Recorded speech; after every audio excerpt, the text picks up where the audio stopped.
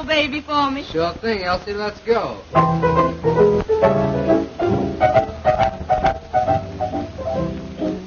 You must have been a beautiful baby. Why, you must have been a wonderful child. When you were only starting to go to kindergarten, I'll bet you drove the little boys wild. And when it came to winning blue ribbons, you must have showed the other kids how. Why, I can see the judge's eyes as he handed you the prize. I bet you made the kids bow, 'cause you must have been a beautiful baby. 'Cause baby, look at you now. Why, you must have been a beautiful baby. Why, you must have been a wonderful child.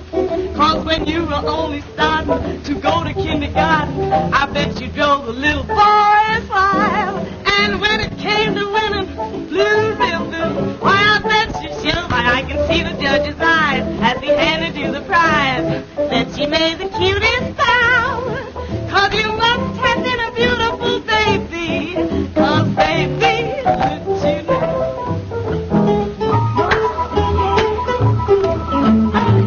Sing it, boy, sing.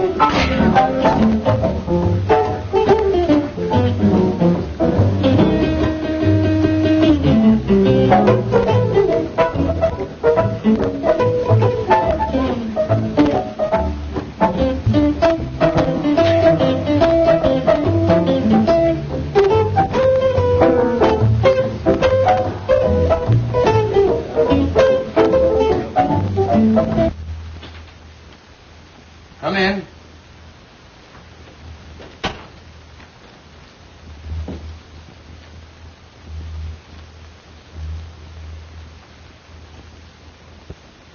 Hello, Elizabeth.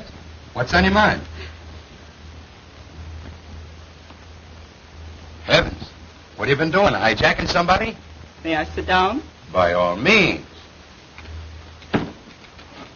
There you are. Now. Well, who from, how come, and what for? Tony Guido and Nick Cavelli. I smell trouble. Their gang just pulled a big job. The peacock robbery. Smells like one of their jobs. They keep me on the anxious seat, all right. Well, what do they want? A little party in the private apartment upstairs after the joint closes tonight. That's easy. It's for rent for such purposes. With a half dozen of our girls to entertain them, including Elsie. That's what I was expecting. And what I feared. There goes the big dough. With 300 more on the line on delivery of Elsie. $500 gone with the wind. You know she won't go, so Because I want the place to make money. Why do you let her kid you? Well, you want us to kid ourselves? Nonsense. You're paying a handsome manager to look after such things, aren't you? It's $200 without her, $500 with her. $300 ought to be enough to get you to make that manager do his duty. $500 is almost enough to make me use a gun. But I don't think they could persuade that girl to go up to that apartment if they offered her 10 times that much. It's amazing to me how you let that pair play you. If you had the right kind of manager, you'd soon see how quickly Elsie'd be persuaded to sit in on these parties. Darn it, why rub it in? The girl is 100% for the joint for what she's been hired for. No. I just can't tell any girl to do what I know isn't just right or get out. I'm a gangster, but I still haven't sunk that low. Rats. If you'll make my brother manager, I'll guarantee that Elsie Bellwood will be doing just what the joint wants her to do in 10 days or... Nothing doing, Elizabeth. I beat up men. I'll never go in for getting rough with a woman.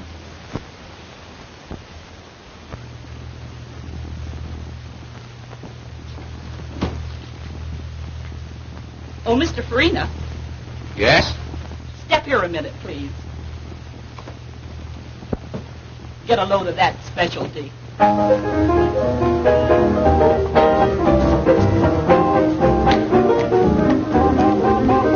Some of these days, babe, you're gonna miss me, honey. Some of these days, babe, you're gonna feel so lonely. You're gonna miss my hugging. You're gonna miss my kissing. You're gonna miss me, baby. When I'm gone away, you're gonna feel so lonely, baby. Just for me only. For you know, baby, you done had your day. And if you leave me, you know you're gonna grieve me. You're gonna miss your little brown skin chocolate drop mama some of these. You're gonna miss me. You're gonna miss me? You're gonna miss me. Ow. What is that? Watch it, boys. You're gonna miss your little brown skin chocolate drop mama some of these days.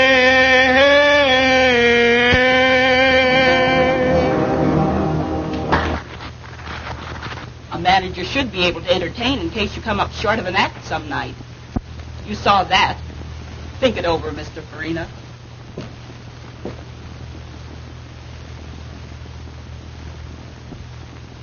As I started to say, Elsie's a good performer, and they like her. But she's too high-hat. What do you mean, too high-hat? Well, I mean that she should sit in on some of these parties many of our customers are always asking her to. You understand, eh, Hadnott? But is that just right? You know that not Bellwood, she's a good performer. Pleases everybody with her singing and dancing. So don't you think that's quite enough? Of course, but the other girls go in for it, so why not her? That's her business. I hired her to do just what she's doing. If she wants, I couldn't stop her. But if she doesn't... I understand all that. But if we could promise some of them a date with Elsie, hey, many would be willing to spend more dough. As I said, that's up to Elsie. But you mustn't expect me to try to persuade her. And I hope, too, that the Poodle Dog Cafe hasn't sunk so low until a decent girl can't work here. Ah, don't be so arbitrary, Hadnott. Many of the people who come here call themselves slumming. And if they want to date up a few of the girls for a little party afterwards, it means more dough for the joint. You understand? Of course I do, Farina. And they do it right along. But you were speaking about Miss Bellwood. And I merely said that if she doesn't want to go out on any, I'm not going to argue and abuse her about it. Good evening, Mr. Garotti. What's the matter? Oh, nothing much. I was just trying to show Hadnott that if Elsie would consent to sit in on some of these parties, it would help the business. Of course it would. What did Hadnott say about it? He said it was up to her. Well, he should make her. Who is she if she can't help us make more money? The other girls are always willing. That's what I try to show him. But all I could get is, it's up to her. I'll talk to Hadnott myself. Oh, Mr. Hadnott. Yes? Will you please step in here a moment? Of course.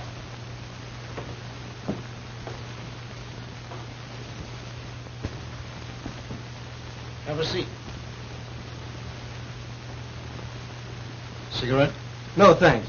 Mr. Hadnott, my cousin tells me you don't like the way we run our place. Hadnott don't think that we ought to try to persuade Elsie to go out on parties if she don't want it. I said that I wouldn't try to... Now, this Elsie girl, she's very attractive. Some of our customers will sit in a little party now and then. You understand, after the place closes. Now, we like to oblige our customers. So we think that you should... Listen, Mr. Garotti, your partner and I have just party. It's up to her. But I hired her to sing and dance here in the place, not to go out on private parties. Now, if you want to try to persuade her to, that's your business, but I won't. Oh, you won't, eh? Well, what do you think we got you hired for besides managing the place? We can do the managing. That is, you know the girls better than we do. You talk the same language. Now, we've been after this girl to help us out a long time. Now we say you get her to or... Quit. That's okay by me. Now, Hadnott, you don't have to do that. Let's talk it over. You see, I try to You get... both made your positions very clear. There's no alternative but to do what you want me to or resign. I'm resigning. You can get plenty of men in my race to do anything you ask them to. So why waste your time on me? As far as Miss Bellwood's concerned, she's a lady. I have too much respect for her, for myself, to try to persuade her to do what you know and I know is wrong. As to you two, if you had any respect for the unfortunate members of my race, especially the girls who are forced to work here, you wouldn't try to make them do ugly things. But since you haven't, I don't like your attitude. I'm quitting. Good day.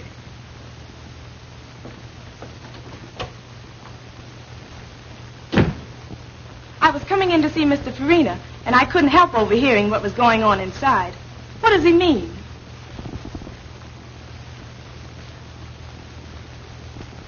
It means that I'm leaving, Miss Bellwood. You leaving? But why? If you overheard much of the conversation, you ought to know. It's because of you. I'm sorry. But you mustn't. You can't. I won't let you give up your job on account of me. Now, The only way I could get it back and keep it would be for you to do what they wanted me to make you do. And if you did, I would hate both you and myself. Oh, you're so fine and noble, and jobs are scarce. I could never feel comfortable or happy knowing that you gave up yours because you wanted me to stay decent. Why, Oh, let's not take it so seriously. I don't belong in that place anyhow. Neither do I. If you just must quit, then I will too. You'll do nothing of the kind. There's nothing wrong with your job, and you don't have to change your ways just because some drunken, depraved customer wants to go flying around with you. Meantime, the customers like you, and you're making more money now than it is possible for you to make anywhere else. Forget about me and the cheap job I had. But don't you understand that I understand all about what you want to say, but the fact is, I've been appointed to a job on the detective force. I was going to quit the first of the month anyhow. The prosecuting attorney is anxious to break up the cabaret racket. And their efforts to force you to be bad, whether you want to or not, should be a part of it. Anyway, I've got a better job. So go in there and do your work and keep on being nice. I like you that way.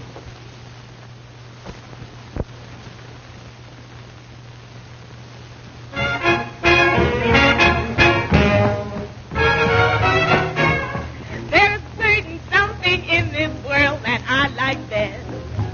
I depend on one thing for my total happiness. No, it isn't money. No, it isn't fame. You may think it's funny when I start to explain. Got no shoes on my feet, ain't got nothing to eat, but I've got a heart full of rhythm. Not a dime to my name, but I'm rich just the same, for I've got a heart full of rhythm. Now when the skies are gray and everything's wrong, I find my way by singing a song. That the great think I'm small, I laugh at them all, 'cause I've got a heart full of rhythm. Got no shoes on my feet, ain't got nothing to eat, but I've got a heart that's full of rhythm. Not a dime to my name, but I'm rich just the same, for I've got a heart full of rhythm. Now when the skies are gray and everything's wrong, I find my way by singing a song. Let the great think I'm small, I laugh at them all, for I've got a heart full of rhythm.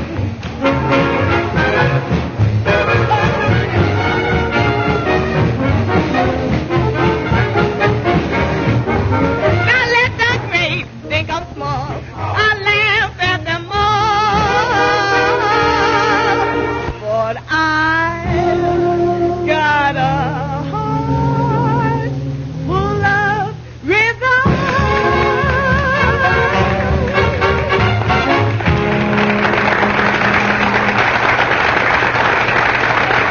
Be very happy when I think of you being without your job on account of me. Hello, Elsie. If I may call you that. You may, of course. Thanks. That makes it easier. Getting back to what we were talking about, I was trying to tell you that I didn't care. You see, I've been studying for detective work for 2 years.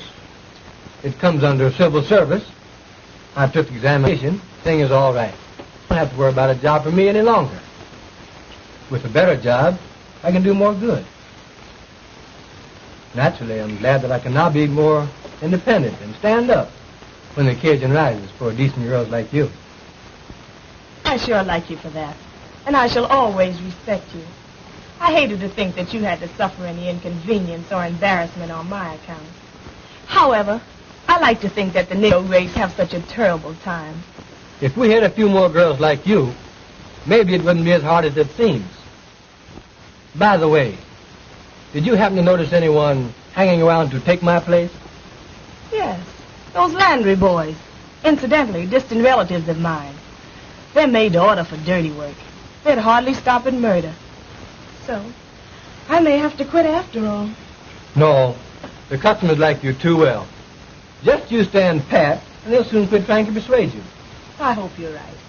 It was bad enough for the help while you were there. But with those outfit like my relatives in charge, well, I shudder when I think what those poor girls will have to put up with now. Oh, you don't need to. I'm on the getting outside. I can be out in a jiffy and upstairs before you can get around on this side. I want to thank you for a fine evening. But if I find out that you're lying about that detective job, I'm going to make you let me do something that I never thought I'd ever do. Take care of a man.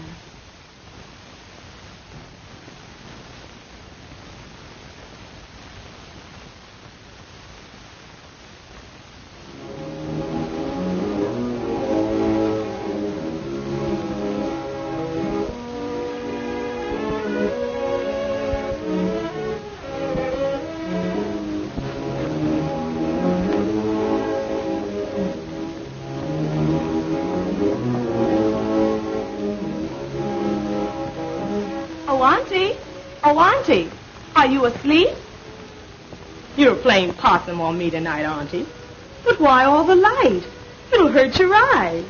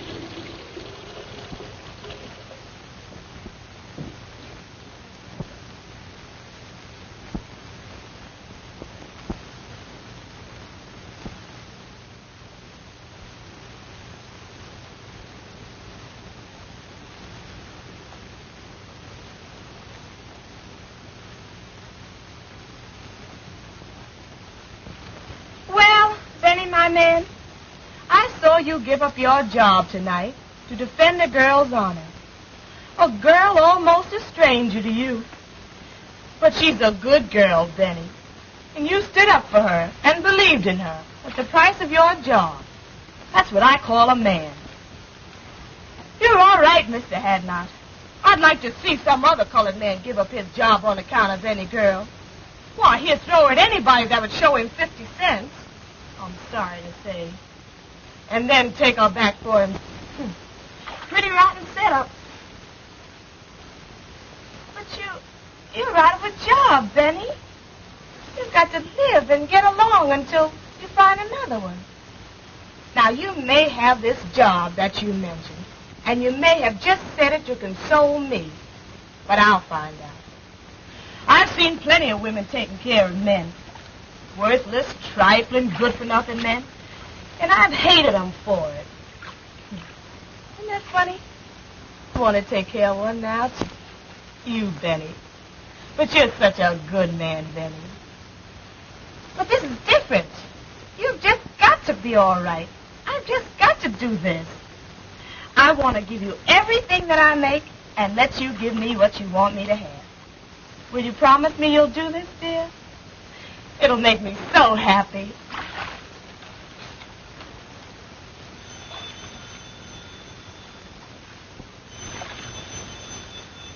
The phone. That's strange. I wonder who could be calling at such an hour. Liz, what do you say we start the session with a little drink, yes? Okay, boss.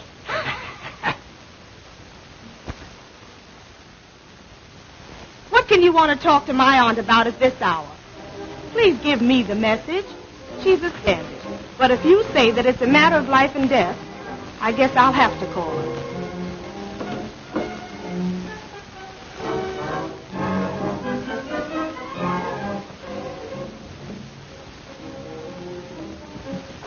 Oh, Auntie. Auntie, someone wants you over the phone. Do you hear me? Poor Auntie. You're tired. I just won't do it. Whoever it is has got to give me the message or wait until you wake up.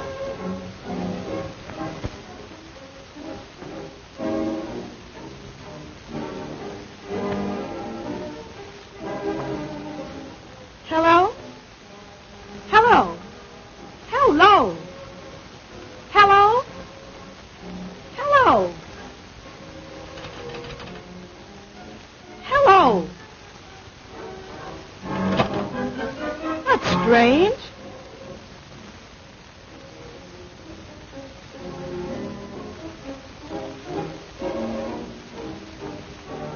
Oh, Auntie. Auntie, wake up. Please wake up.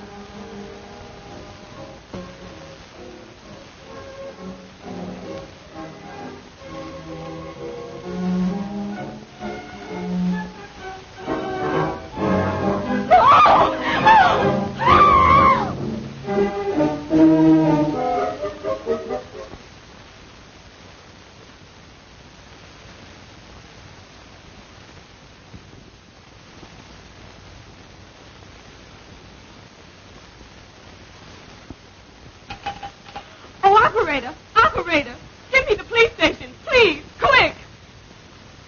You say you arrived home about 3 a.m. and thought upon seeing your Aunt laying as we discovered her that she was asleep? I thought she was asleep. When did you discover that she was dead, had been murdered? As I was finishing my bath, the phone rang. Yes? I left the bath and went to answer it. You answered the phone. I answered the phone. And? The person calling wanted to speak to my aunt. They insisted upon speaking to her. I asked them to give me the message. So, finally, when they insisted that it was a matter of life and death, I told them to hold the phone and I would go and call her. Then? Then I went to my aunt's room and called her. But she didn't awaken. She didn't awaken. Did you shake her? We usually do so when someone is hard to awaken. No, I didn't shake her. She was sleeping so peacefully that I decided that I would go back to the phone and insist upon them giving me the message. So you went back to the telephone and... I went back to the telephone, and I didn't get any response. The person calling had hung up. Had hung up? I tried and tried, but I couldn't get any answer. You're quite sure that no one answered? Positive. That aroused my curiosity. I began to feel suspicious. So, finally, I went back to my aunt's room and called her and shook her. And it was then that I discovered that she had been shot. That she was dead.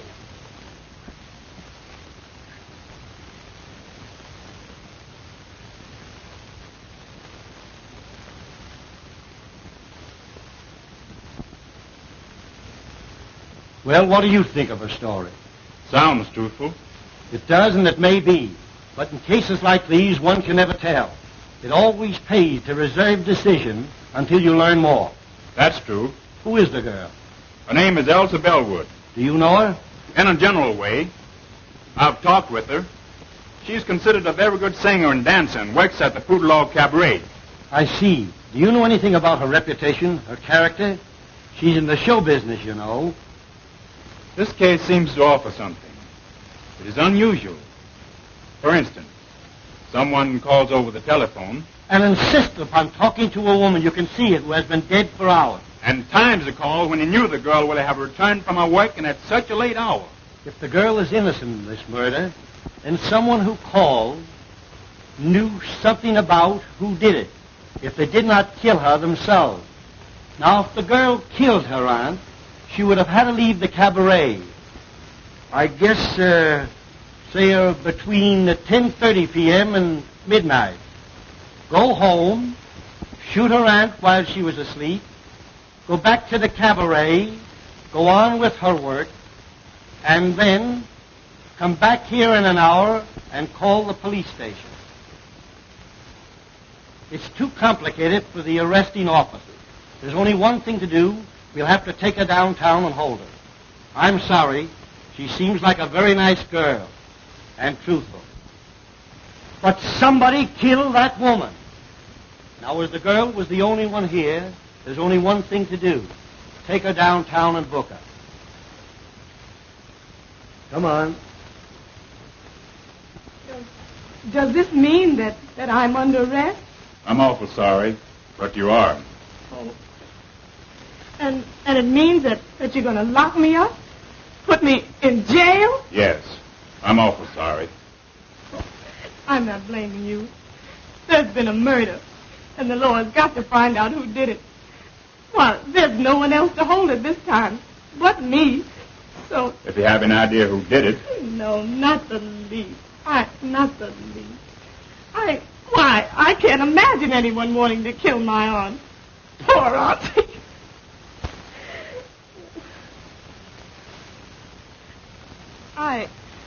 I was thinking of myself. I've never been arrested before. And now they're holding me for something that I don't know anything about.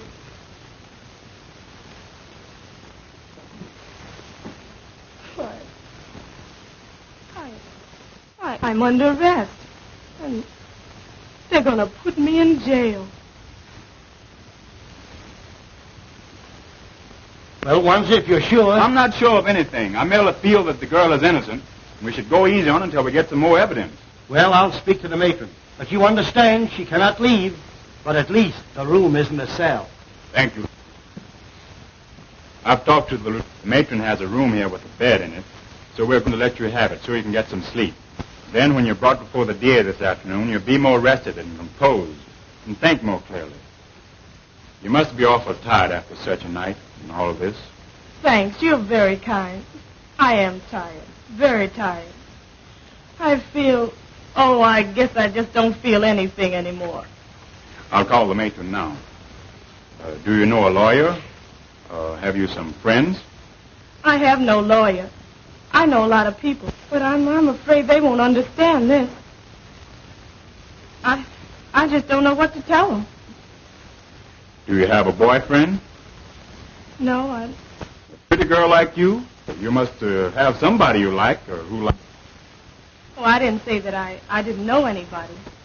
I know a man, but I don't... He would come closer to under than anybody else. If you have a pencil, I'll give you his name and address.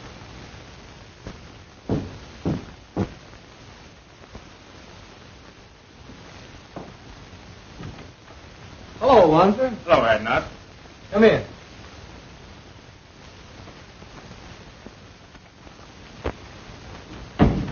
Have a seat. If Miss Bellwood didn't want to go on these private parties, and you know what that means, I wouldn't make her go. Say, if I had my way, I'd clean up every cabaret like the poodlock in this town. I stay so annoyed when I have to look upon other girls forced to put up with all they have to that it just makes my blood boil. Well, that was the trouble, and why I lost my job. Miss Bellwood is a good girl. She's a good performer, and the people like her. So I was thumbs down on making her do anything, other than the work she had been hired to do, for her to hold a job. So that's why I'm out of the poodle dog. That's too bad, Hadnott.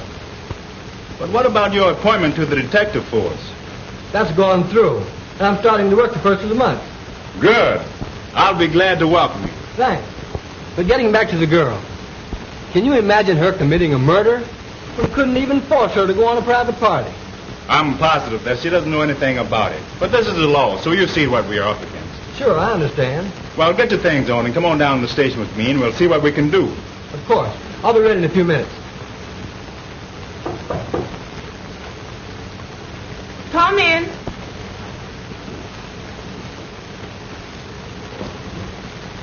Oh, Elsie.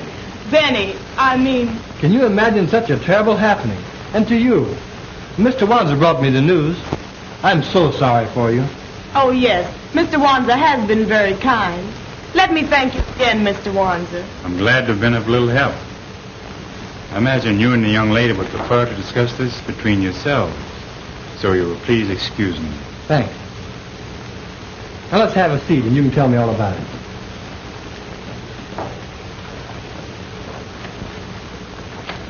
As I understand it, she had been dead several hours when you found her, after your arrival home.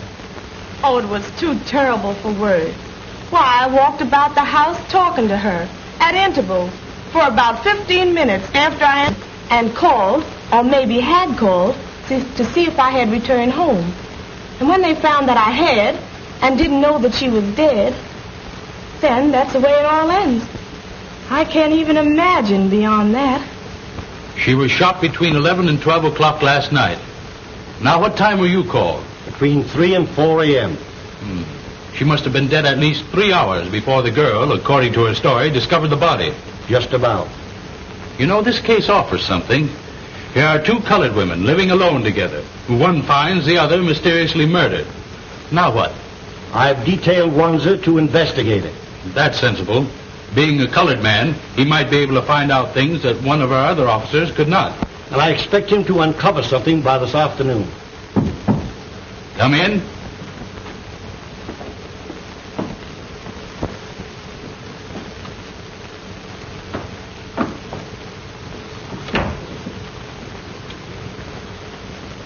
Now tell Mr. Eckert, the district attorney, how you're related to Miss Bellwood and what you know about her aunt. Well, I don't know that I ought to. Go ahead, sister. Tell them all about it. Well, all we know about the murder is what we read in the morning papers. Of course, we know, that is, we knew the victim, Josephine Hawkins. In fact, she was a cousin of ours. Oh, your cousin.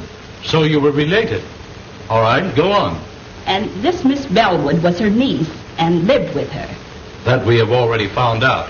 Miss Bellwood told us that when we went to her house this morning. Of course, I merely mentioned the fact so that you'd understand.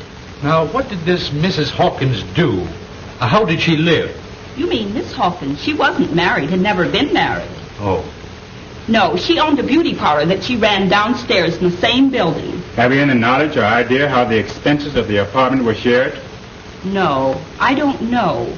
But I do remember once talking to her and of her saying that she had an awful lot of insurance for a woman, but that Elsie, her niece, had taken it out on her and was paying the premiums. So she was heavily insured, and her niece, whom we are holding here, paid the premiums, even had the insurance taken out.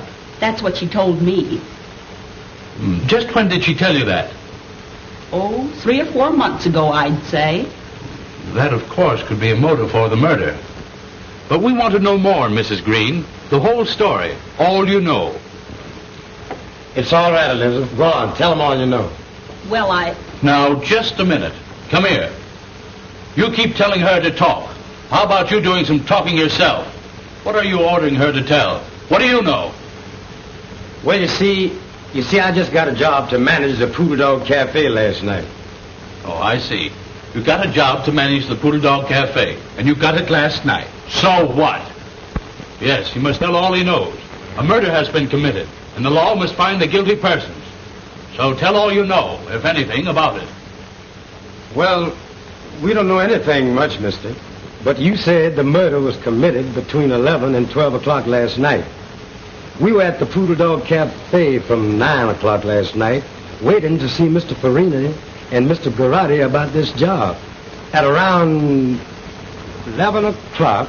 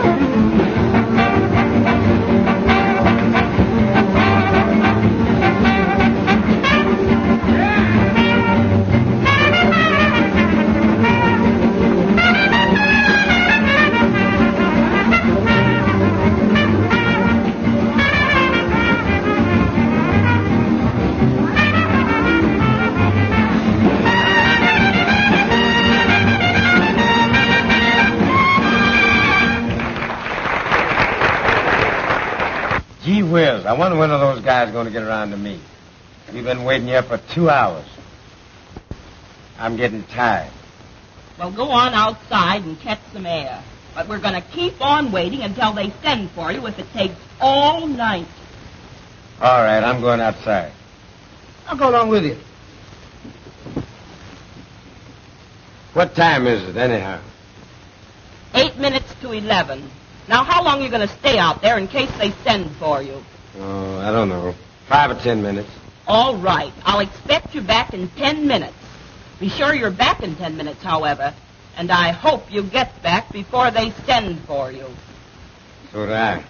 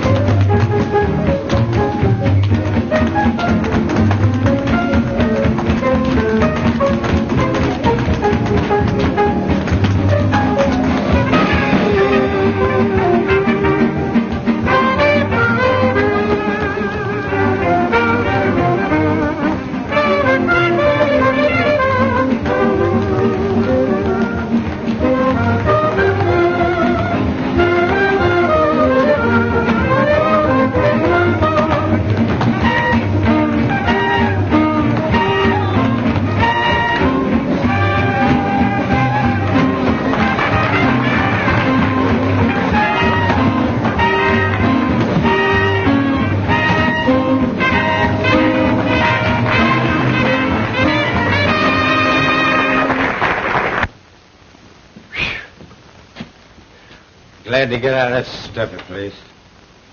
Cigarette? Yeah.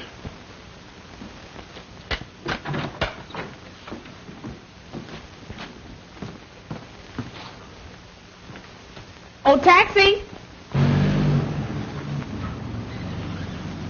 Drive me to 1415 Yandy Street, please.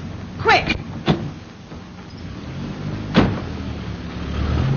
I sent my brother back inside and asked him to call me if I was sent for. It was pleasant outside, and I hung around half an hour.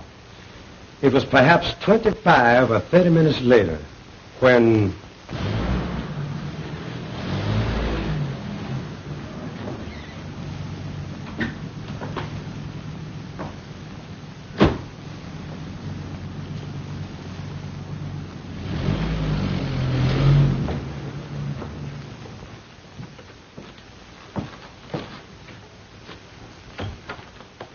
It's ready to see you now. Okay. When I entered Mr. Garotti and Farina's office, I happened to look up at the clock and remember that it was 11:35. Yes, sir. Bring Miss Bellwood to my office at once. Yes, sir. I thank you people for the information you have given me. I'll take your address, and if and when we need you, we'll send for you. You may go now. I sure hope you don't send for me. Oh, what an awful story. Why, I didn't leave the cabaret from the time I went to work until Mr. Hadnott picked me up and drove me home shortly after 2 o'clock that morning. Why has the man chose to lie like that? Perhaps he's trying to shield the real murder. Would he have any motive for killing her himself? Oh, I don't know. The whole thing has become so confused until I can't think clearly anymore. But I can't see where he would have had any motive. And why are they trying to put it on me? These cousins of your aunt seem to have hated her, or you both. Can you prove that you didn't leave the place at the time he said you did? I'll try to. Now, let me think. I remember. After the first show, or I should say between shows, we always do 2 shows, I went to my dressing room and had a nap. I always do. If someone saw you go to your dressing room and could swear you stayed there until the second show, that would counter this evidence, which Lander will no doubt repeat when he's placed on the stand at the trial. That's it, Miss Bellwood. You took the words out of my mouth. I see. No. because I always lock myself in, and I don't recall seeing anybody when I went in or when I came out. That will make his statement about seeing you leave the place hard to disprove. But we've got to produce evidence to prove that he's lying.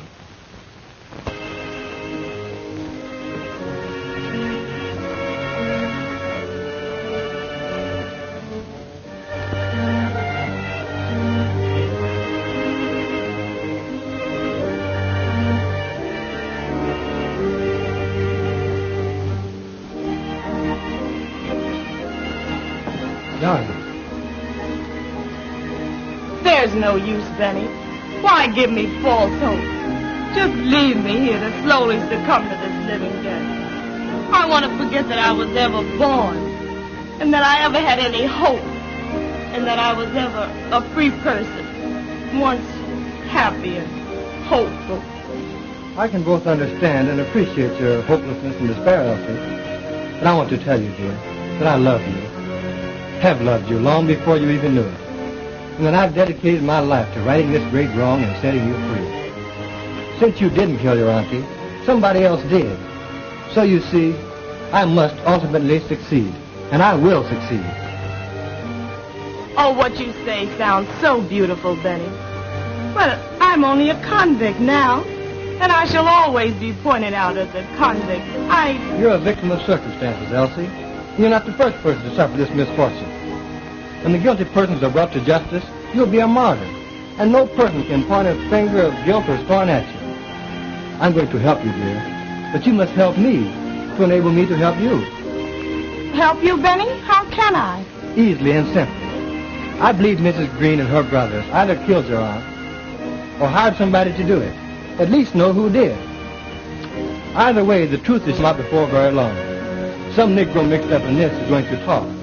They always talk. And they can never keep a secret, especially one so important as a murder. Maybe. But why haven't they talked? They know... Don't you catch my point, dear? You had to be convicted first. They've kept so busy telling lies to put you here that they couldn't start talking up to now. But with you convicted and here in prison, they'll soon relax. They'll think they've been smart in putting you here and don't know enough to realize that you can be gotten out.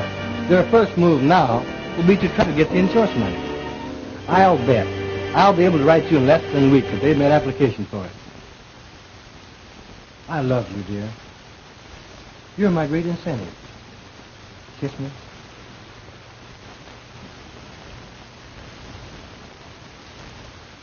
Well, how are you, Mr. Wanzer? Would you have a chair? Sit down here. You told me once that Mrs. Green's husband had been in love with your aunt many years before, back in the South. And he loved her dearly. And he was still in love with her when she was killed, and would come to see her often. But he's disappeared. I haven't seen or heard of him since the night she was murdered. That's strange. I'm sorry you didn't tell me that before. I didn't think it was that important. Maybe he just went away and will come back sometime. He may and he may not. Meantime, this might prove a connection. It might turn out to be the link that's missing. Maybe you'll find out something when you go to the city from, Reverend Bryson. He knew us all before we came from the South. Maybe you'll find out something from him about Mrs. Green's husband. Although it has been a long time since we came north. This looks like a lead. I'm going to follow it. I have a feeling we'll get somewhere. Now that this Elsie Bellwood has been convicted of murder and sent to prison for life, who will the company pay the money to? Oh, that will be decided by the court. In the meantime, this Green family, Elizabeth, John, and Clyde, have applied to it of next of kin. Oh, they have? So soon? Yes, I have the application papers here. You won't be paying them the money? Not until authorized by the court, and that will take considerable time. I'm glad to hear you say that. Did they give an impression when they filed the application that they understood it would be some time before the matter would be settled? Since you come to speak of it, I think that will be settled very shortly. Thank you. That is all I wanted to know. By that, you can see that they're counting on the money much sooner than it is even possible for the claims to be paid. This case isn't going to be long before something cracks. When this outfit finds that they can't lay hands on the money as quick as they had planned, Some of them are going to get impatient and drop something. And I'll be Johnny on the spot to pick it up and land all three of them in jail right quick. Well, I'm depending on you to keep checked up on them and help me to get somewhere. I've a feeling that there's a story yet to tell. In the meantime, let's get over this Reverend Bryson's and see what we can find out. You said something, brother.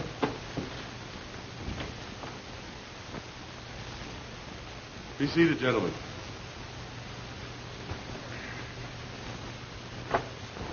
You're nothing but a whiskey head and no good. We have liquor here to sell to customers, not to be soaked up by the manager. You stay drunk. Nobody likes you. So you're through. Now get out.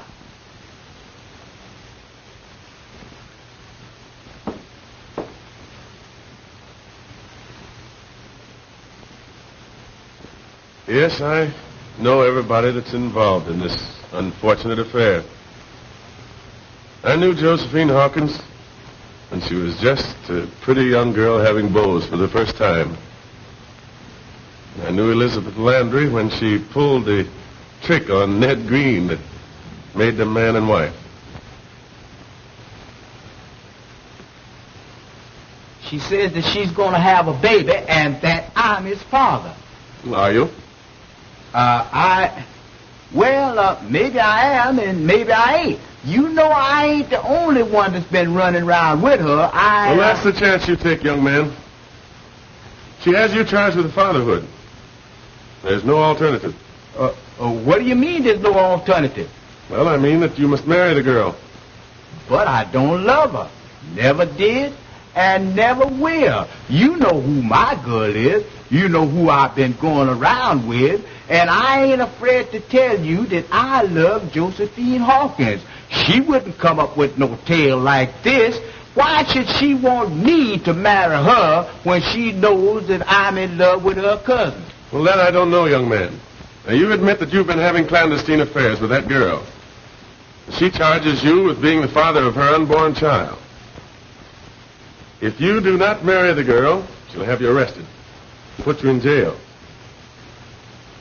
You have a very good reputation, and you shouldn't permit either yourself or the girl to be scandalized.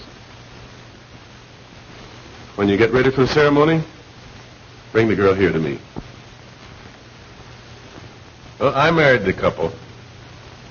And 3 months later...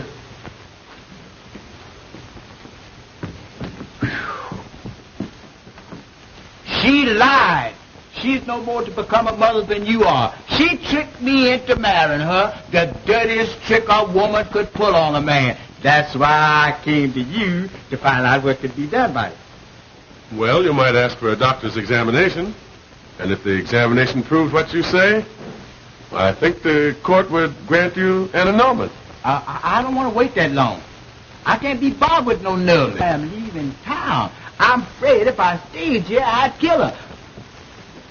I ain't got time to be bothered. I am leaving town tonight. Goodbye. Heartbroken, Josephine Hawkins had left town, gone north. And Elizabeth, after Green had left her, she left shortly afterward also for the north. And feeling that Green had followed Josephine, which perhaps he had, Elizabeth took her brothers, whose reputation was rather unsavory, north with her. 10 years later, I was transferred to my present charge. And when I came here, I learned that under the threat of death, Elizabeth's brothers had virtually forced Green to live with her. And in the meantime, Green's love for Josephine had never died. And he insisted upon seeing her whenever he had a chance.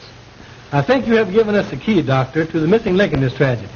And we'll start from here and run this thing down. You can bet.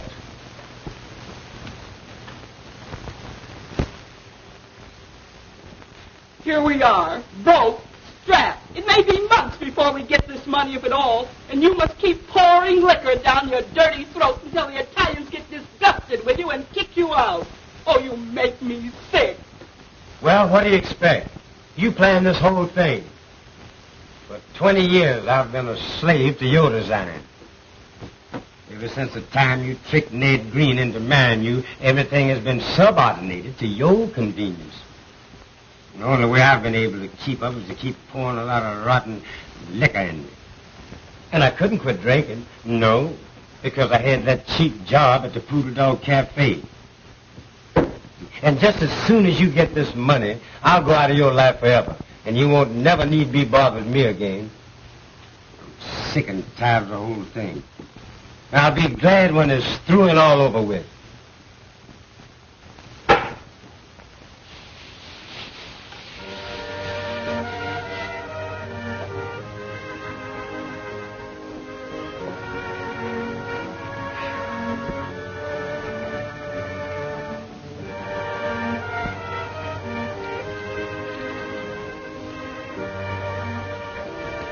Dearest Elsie, we're getting somewhere. Very soon the case will be cracked wide open and you'll be free.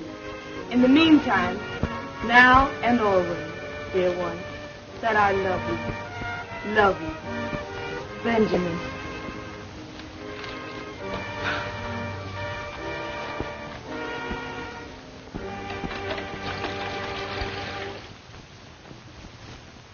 We'll wait right here till somebody comes out or goes in. I have a feeling we won't have to wait long. Hey, son, come here. Yes, sir? Live around here?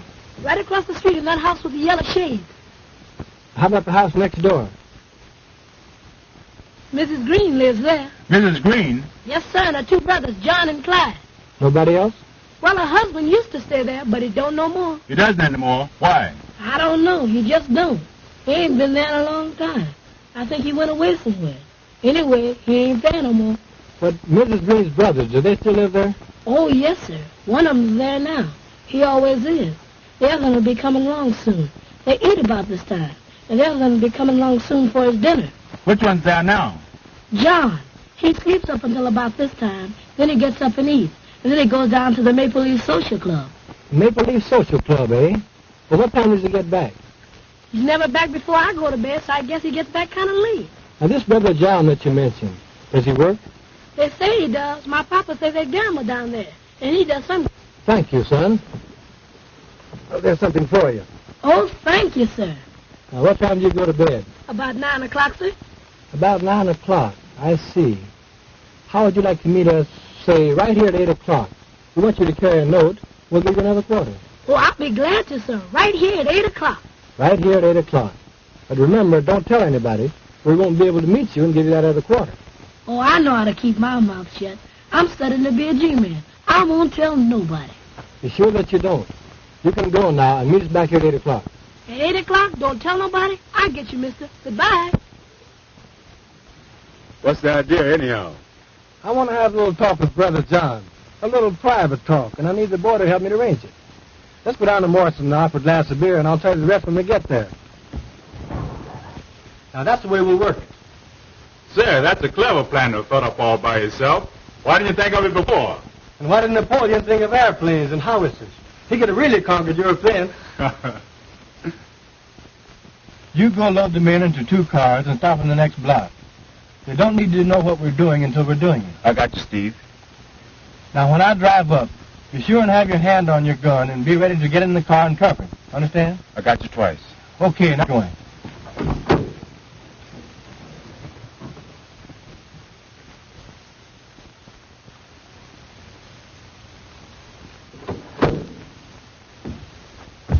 All right, mister. Here I am. So I see. Johnny on the spot. Always be on time, and you'll get somewhere by the time you become a man. Yes, sir. Say, do you know where the Maple Leaf Club is? Sure. I want you to show me that. So you drive up to the next corner, then you turn right, and there you are. All right, here it goes.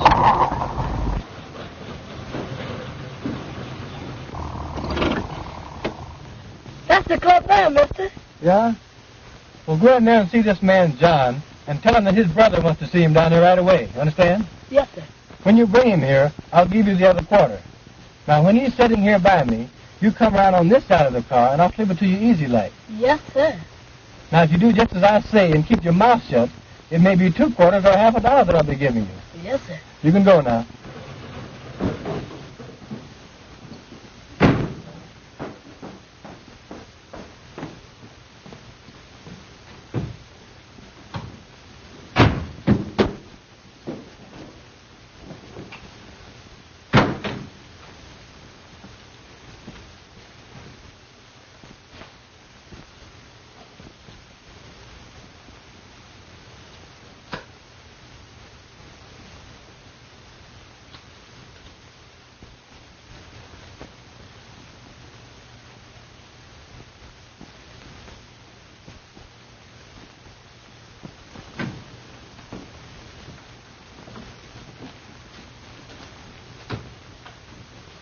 Hello, John. Well, hello, Hadnott. Ain't seen you in a long time. Been kind of busy since I left the poodle dog. Yeah. Say, where's my brother? You'll soon see, you contemptible liar. That was just an excuse to get you out of here. I wanted to see you. What's the meaning of this? We was trying to hope somebody... All right, I got him covered. Say, what's the meaning of this, fellas? I ain't done nothing. What y'all gonna do with me? We're taking you for a little ride, and you won't be coming back. I ain't coming back. How come? Ever heard of Thompson Manor? You mean that handy house way out there on Thompson Point? Yeah. What's that got to do with me? We're taking you there. For a little seance with the ghost of the manor. Not if I knows anything about it. Oh, no, my good fellow. Not only are we taking you there, we are going to tie you up and leave you there to starve to death and die. You've been telling lies and have done an innocent person a great wrong. So we're going to take you up to meet the ghost of Thompson Manor and all his imp ghosts, after which you die. Oh, Lordy. Come on. Say, what's the meaning? Come on. What y'all gonna do with me? I ain't done nothing. Get on, Edna. Come on.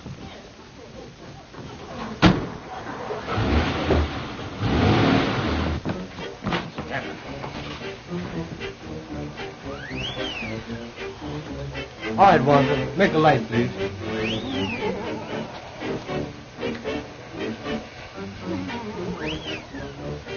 Ghosts, working by rope control.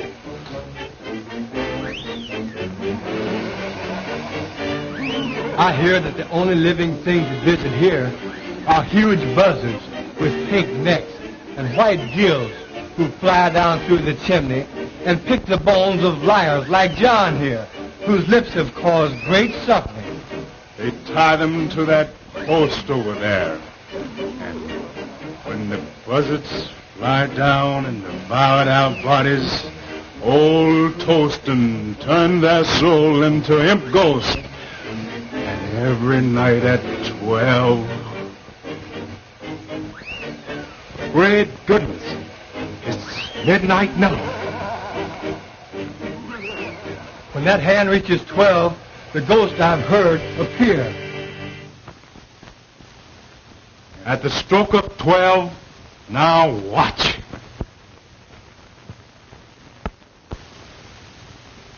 Well, that settles it. The party over for a while, so we'll tie John up and leave him here and... Oh, please, man, please don't. Of course, if you care to do a little talking, tell us who killed Josephine Hawkins. We might decide to wait a while. If you promise them hands won't come back, I'll tell you anything, everything. Just don't leave me here. You're such a rotten, dirty liar until I hesitate to believe anything you say. You swore in court under oath, so how do you expect us to believe you out here?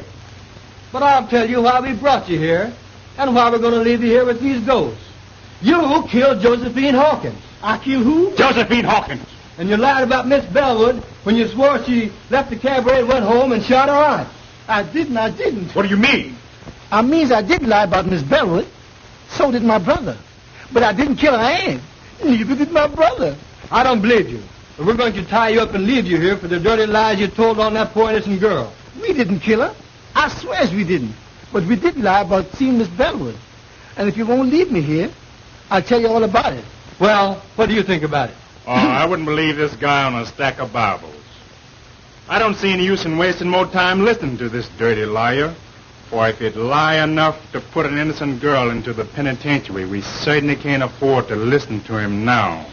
Please, man, won't you give me a chance? I didn't kill my cousin, but I did lie about her.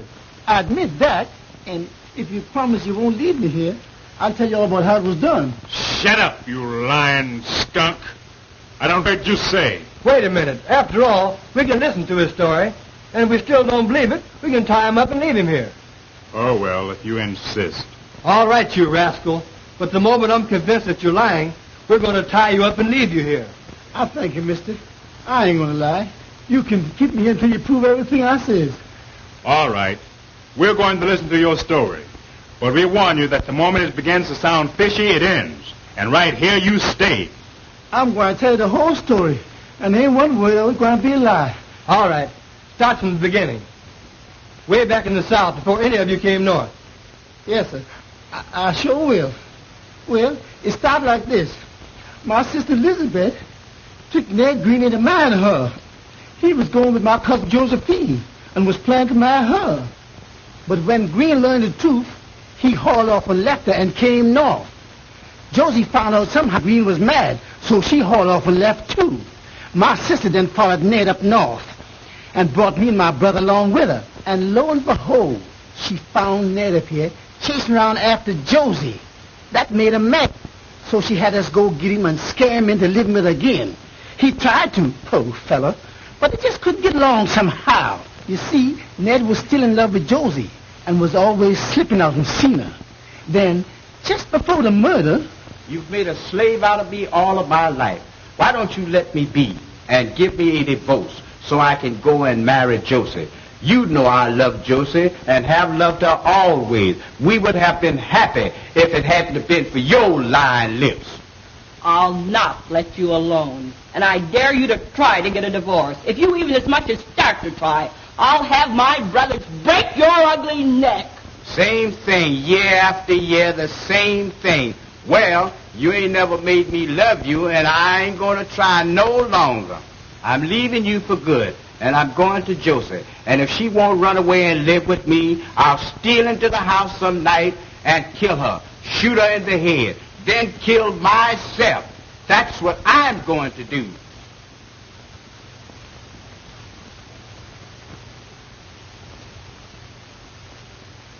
No dumb Negro like you ever had nerve enough to shoot anybody. And as for killing yourself, you make me laugh. But my sister was mistaken that time. For the very next night, that was the night of the murder, when we returned home from the cabaret where we testified we saw Elsie leave, then come back. We found a note.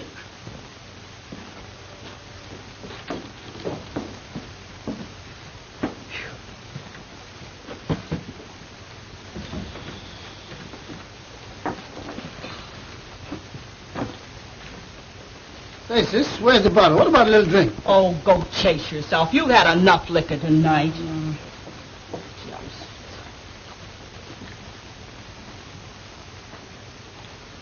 Say, what's this? There's a letter.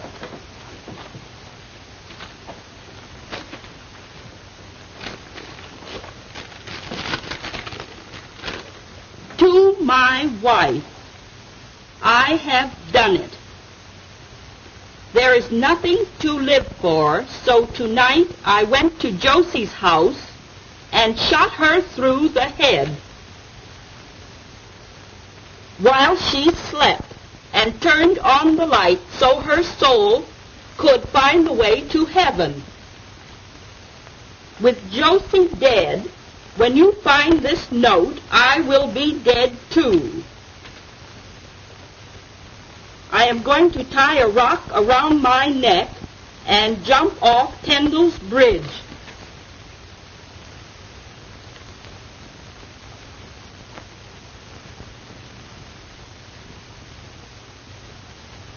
If you care to bury me, you will find my body at the bottom of the river under the bridge.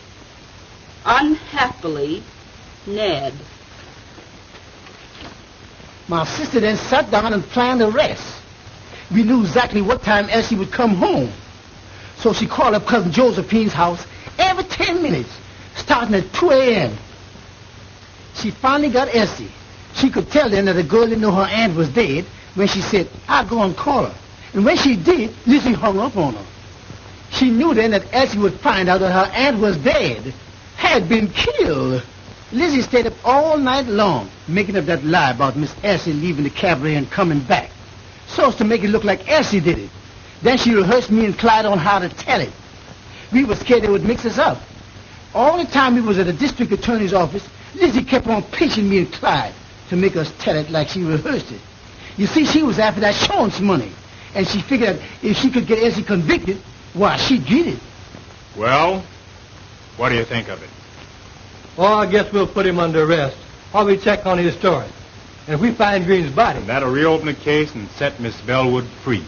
All right, fella. We're calling the party off. Taking you back to town and locking you up until we can see if your story is true. Let's get going.